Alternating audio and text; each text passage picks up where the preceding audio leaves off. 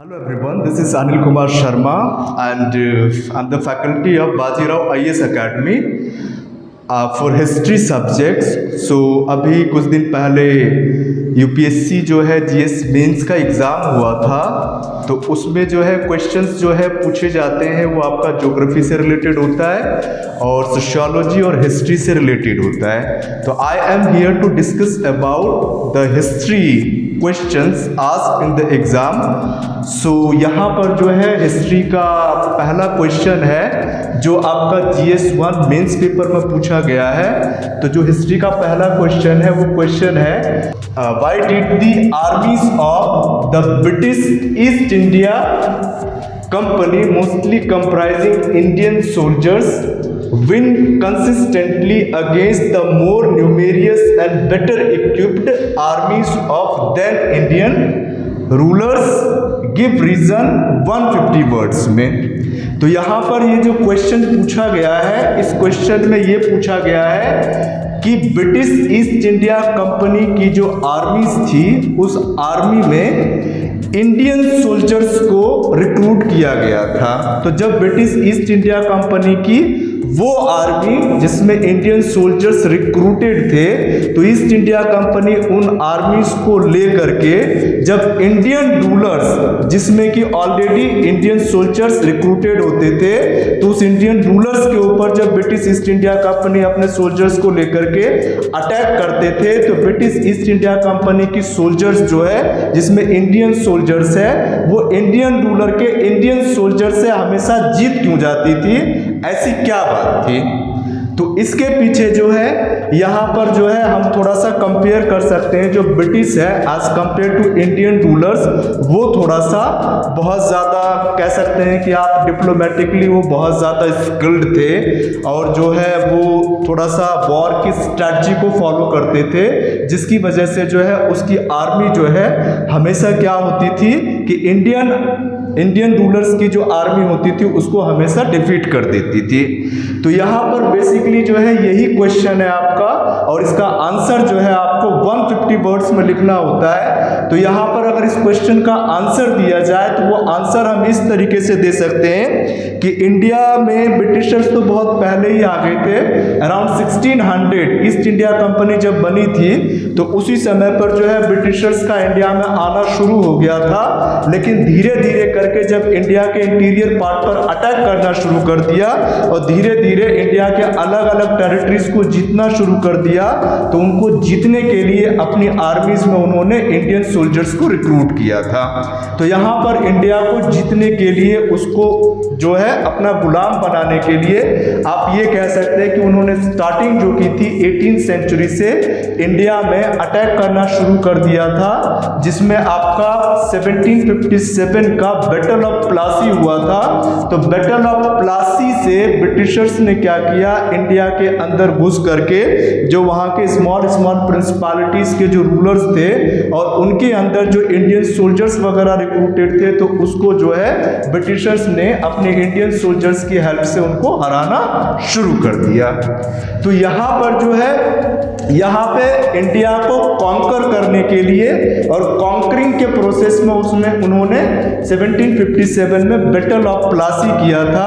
अपनी आर्मी को लेकर के, और उस आर्मी में इंडियन सोल्जर्स थे। तो यहाँ पर बैटल ऑफ प्लासी के बाद उन्होंने क्या किया था, 1857 तक जो है आगे चल करके 1857 का रिवॉल्ट होता है। तो 1857 तक जो है इंडिया के अदर पार्ट्स को जीतने के लिए ब्रिटिशर्स ने अपनी इंडियन आर्मी में अपनी ब्रिटिश आर्मी में इंडियन सोल्जर्स को रिक्रूट किया था। तो यहाँ पर हम फर्स्ट पॉइंट में क्या समझ सकते हैं कि first of all they employed Indian soldiers Indians as soldiers in their army by 1857। तो 1857 तक जो है ब्रिटिशर्स ने क्या किया, इंडियंस को एज ए सोल्जर्स क्या किया, उन्होंने एम्प्लॉय करना शुरू कर दिया अपनी आर्मी में। और उसके बाद उन्होंने क्या किया, धीरे धीरे करके इंडियन रूलर्स जो इंडिया में पावरफुल थे, जैसे कि बंगाल बहुत पावरफुल स्टेट था, तो ब्रिटिशर्स ने अपनी आर्मी की हेल्प से क्या किया, बंगाल को डिफीट किया।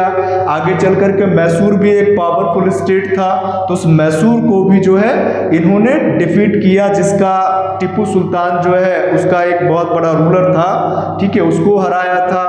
मराठास को हराया इन्होंने, पंजाब को हराया इन्होंने, सिंध के ऊपर अटैक करके उसको कॉन्कर किया था। तो इन सब जो है स्मॉल प्रिंसिपैलिटीज या कहिए कि इंडियन रूलर्स को ब्रिटिशर्स ने हरा करके और धीरे धीरे करके इंडिया को क्या किया था, इन्होंने अपना गुलाम बनाया था। तो ऐसा करने में ब्रिटिशर्स जो है ऐसा करने में सक्सेसफुल क्यों हुए थे, उसके पीछे हम क्या फैक्टर, क्या रीजन दे सकते हैं। तो फर्स्ट ऑफ ऑल जो है यहाँ पर ब्रिटिशर्स ने अपनी आर्मी में इंडियन सोल्जर्स को अपॉइंट किया हुआ था, और इंडिया के अंदर जितने भी इंडियन रूलर्स थे तो उसके अंदर भी इंडियन सोल्जर्स ही थे। लेकिन ब्रिटिशर्स अपने इंडियन सोल्जर्स को लेकर के इंडियन रूलर्स के ऊपर अटैक करते थे, और इंडियन रूलर्स की इंडियन सोल्जर्स के साथ उनकी हार हो जाती थी। इसके पीछे रीजन ये है, ब्रिटिशर्स की आर्मी इसलिए जीत जाती थी क्योंकि ब्रिटिशर्स जो है वो क्या थे कि Britishers were diplomatically very skilled. अगर ब्रिटिशर्स को इंडियन रूलर्स के साथ कंपेयर किया जाए तो ब्रिटिशर्स जो थे वो इंडियन रूलर्स के कंपैरिजन में बहुत ज़्यादा स्किल्ड थे, और स्किल्ड थे तो ऑब्वियसली उनकी आर्मी जो है आगे चल करके जो है जिसके ऊपर भी अटैक करती थी तो वो जल्दी से जीत जाते थे। तो फर्स्ट पॉइंट में हम क्या बोल सकते हैं कि British were diplomatically very skilled आज कंपेयर टू इंडियन रूलर्स। इसके बाद ये जो है इनकी दूसरी क्या स्ट्रैटेजी होती थी, इनकी दूसरी स्ट्रैटेजी ये होती कि ब्रिटिशर्स जब भी किसी इंडियन रूलर्स के ऊपर अटैक करते थे तो वो क्या करते थे, उन इंडियन रूलर्स को आइसोलेट कर देते थे। कहने का मतलब है कि उसके साथ जो भी अदर पावरफुल स्टेट उसके साथ अलायंस करती थी तो ब्रिटिशर्स क्या करते थे, अपने डिप्लोमेसी की वजह से अदर इंडियन पावर्स को उसके अलायंस से तोड़ करके अपने साथ मिला लेती थी, और अपने एनिमी वाले इंडियन रूलर्स को क्या करती थी, आइसोलेट करके, और उसके बाद ब्रिटिशर्स अपने इंडियन सोल्जर्स की हेल्प से उसके ऊपर अटैक करती थी। ठीक है, इसके बाद जो है इंडियन ब्रिटिश आर्मी की जीत की सबसे बड़ी वजह ये भी है कि इंडिया के अंदर या इंडियन पीपल के अंदर इंडियन रूलर्स में जो है नेशनलिज्म का जो है अभाव था, लैक था। तो नेशनलिज्म के लैक होने की वजह से जो है वो बहुत पावरफुली जो है अपने सोल्जर्स वगैरह को बहुत अच्छे से वो लीड नहीं कर पाते थे, और सोल्जर्स भी ब्रिटिश सोल्जर्स के कंपैरिजन में इंडियन सोल्जर्स जो है उतनी क्यूरियोसिटी के साथ जो है वो लड़ाई नहीं कर पाती थी, तो इस वजह से भी वो हार जाती थी। इसके अलावा जो है ब्रिटिश की जो आर्मी होती थी वो बहुत ऑर्गेनाइज्ड होती थी, जिसको बेटर सैलरी दी जाती थी, और सबसे बड़ी बात यह है कि ब्रिटिश आर्मी को जो है इक्विप्ड किया जाता था मॉडर्न वेपन्स के साथ। तो ये आप मान सकते हैं कि सबसे बड़ा जो है रीजन है कि ब्रिटिश के अंडर इंडियन सोल्जर्स जो है जब इंडियन रूलर्स के ऊपर उसके सोल्जर्स के ऊपर अटैक करती थी तो मोस्टली जो है ब्रिटिश की सोल्जर्स की ही जीत होती थी। इसके अलावा जो है ब्रिटिश के अंदर जो है लीडरशिप की क्वालिटी जो है बहुत ज़्यादा बेटर थी as compare to the Indian rulers. तो यहाँ पर जो है ये जो क्वेश्चन है हमारा कि ब्रिटिश ईस्ट इंडिया कंपनी में जो इंडियन सोल्जर्स जो इसके अंदर थी वो हमेशा जीत जाती थी इंडियन रूलर्स की इंडियन सोल्जर से। क्यों? क्योंकि उसके पीछे ये सारे फैक्टर्स हैं। तो इनको आप थोड़ा सा डिटेल्ड में एक्सप्लेन करके इसको जो है 150 वर्ड्स में लिख करके इसके आंसर्स को पूरा किया जा सकता है।